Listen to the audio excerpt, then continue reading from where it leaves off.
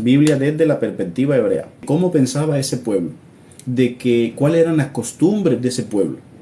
¿Qué era lo que el pueblo realmente creía? ¿A qué se refería cuando hablaba un profeta? ¿El profeta se dirigía al pueblo de Israel o a la casa de Judá? ¿A qué rey le estaba hablando el profeta?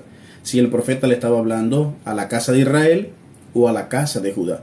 Recuerde que en los tiempos de Salomón el reino se divide en dos y quedan las tribus del norte y las tribus del sur. Queda el reino de Judá y queda el reino de Israel. Ese reino de Israel fue deportado por el rey de Asiria, fue llevado por el rey de Asiria, pero esas tribus nunca regresaron. Nunca regresaron esas tribus. Entonces, el reino de Judá fue llevado deportado por Babilonia, pero ellos regresaron. Y por eso contamos con el pueblo judío el día de hoy, que a pesar que han sufrido, digamos, persecución, se mantiene ese pueblo. Pero las 10 tribus que se encuentran dispersas a través de las naciones y que no han encontrado su identidad, pero el Abba, ha prometido a través de los profetas que ellos van a regresar a través del Mashiach. Yo por eso le coloqué a este perfil Casa de Israel, dispersa entre las naciones. Recuerden que todo es sombra de lo que ha de venir. Entonces, cuando todo es sombra de lo que ha de venir, significa que nosotros debemos estar en un simulacro. Es decir, muchas personas preguntan ¿por qué guardan la fiesta si solo es para el pueblo de Israel? Lo que pasa es, por ejemplo, en una empresa, si usted trabaja en una empresa, en esa empresa hacen un simulacro de incendio y todos los meses practican de que en caso de un incendio, ¿cómo usted debe reaccionar? ¿Quién escoge los extintores? ¿Cuáles son las posibles vías de escape? ¿Cuáles son las puertas de emergencia? Y usted practica. El día que hay un incendio en esa empresa, usted sabe cómo reaccionar. Entonces, las fiestas del Eterno son similares. Usted está repitiendo todos los años está repitiendo la fiesta. Y usted lo que está haciendo es un ensayo. Usted está ensayando para el día que llegue el Mashiach. De ahí diferentes tipos de oración. Tú puedes hacer tu oración personal. También están las oraciones a través del Sidur. Puedes utilizar un Sidur, pero sería más como un rezo porque vas a repetir siempre lo mismo. Entonces, la mejor oración es la que nace de tu corazón. La que nace de tu corazón, que tú tengas tu contacto con el Eterno, como nos enseñó Yeshua. Y cerrada la puerta, entra a tu aposento y ora a tu Padre que está en lo secreto. Y tu Padre te recompensará en público. Entonces lo más importante es que tengas un lugar solo, solitario, que no tengas distracción. Y si no tienes distracción, tienes una comunión más directa con el Eterno. Entonces, y utiliza tus propias palabras, no te preocupes. Hay sidur y rezos para todo esto. Están los salmos. Puedes utilizar versículos bíblicos. Tu oración siempre debe ir dirigida al Padre. Siempre debe ir dirigida al Padre. Padre, por los méritos de, inclusive en el judaísmo se ora por los méritos de Yeshua, en el nombre de Yeshua. Todo Yeshua enseñó que todo se le debe pedir al Padre. El que pida al Padre en mi nombre. Inclusive cuando la oración más conocida, que es el Padre Nuestro, tú siempre oras, Padre Nuestro que estás en los cielos. Siempre tu oración debe ir dirigida a el Abba. Yeshua enseñó a llamarle Padre. No tienes que preocupar, es decir, tú a nuestro papá terrenal, yo a mi papá terrenal, yo no lo llamaba por su nombre. Yo le decía papá, le decía padre o papá. Yo no llamaba a mi padre por su nombre. Inclusive, no sé si en todos los países es así o en todas las partes, pero en mi familia, hablo de mi familia personal, no hablo de nadie.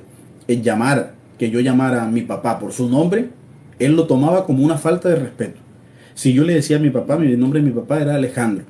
Y si yo le decía Alejandro, para él era una falta de respeto que su hijo le dijera su nombre. Entonces yo tenía que decirle papá o padre.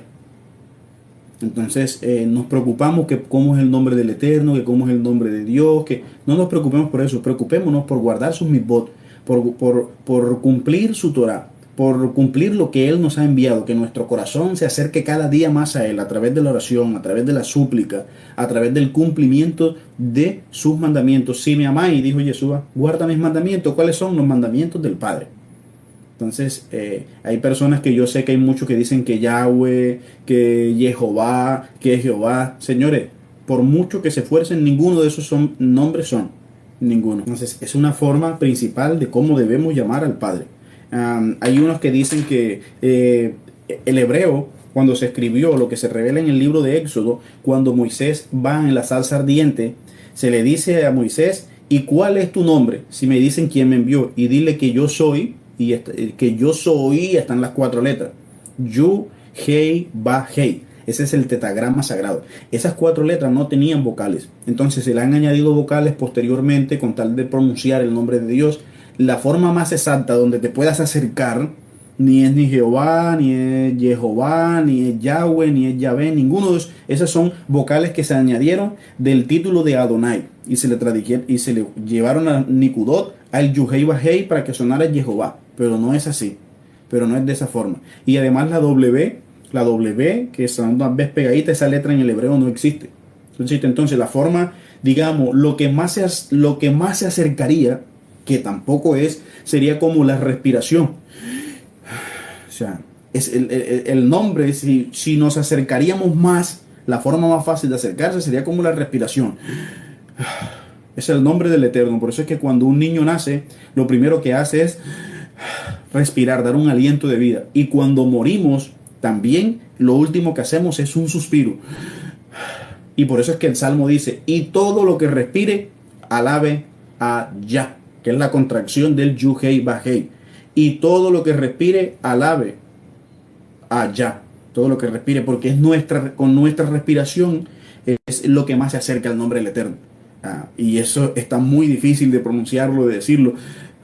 Lo primero que hace un niño al nacer es un suspiro y al morir también morimos con un suspiro. Recuerde que cuando el Eterno crea el hombre, varón y hembra los crea y dice, y lo formó del barro, y cuando lo formó del barro, ¿qué dice? Sopló aliento de vida y el hombre fue un nefesh hayá, que significa nefesh hayá, significa que fue un alma viviente, porque tenía el soplo del Eterno. Eso es lo que nos dice en esa palabra. Entonces, pues lo que yo le puedo decir es que no se preocupen por el nombre del Eterno, cómo estamos viviendo ahora, qué estamos haciendo para traer la conciencia mesiánica y para ayudar a que todo el mundo vaya adquiriendo la conciencia de guardar la palabra de Dios.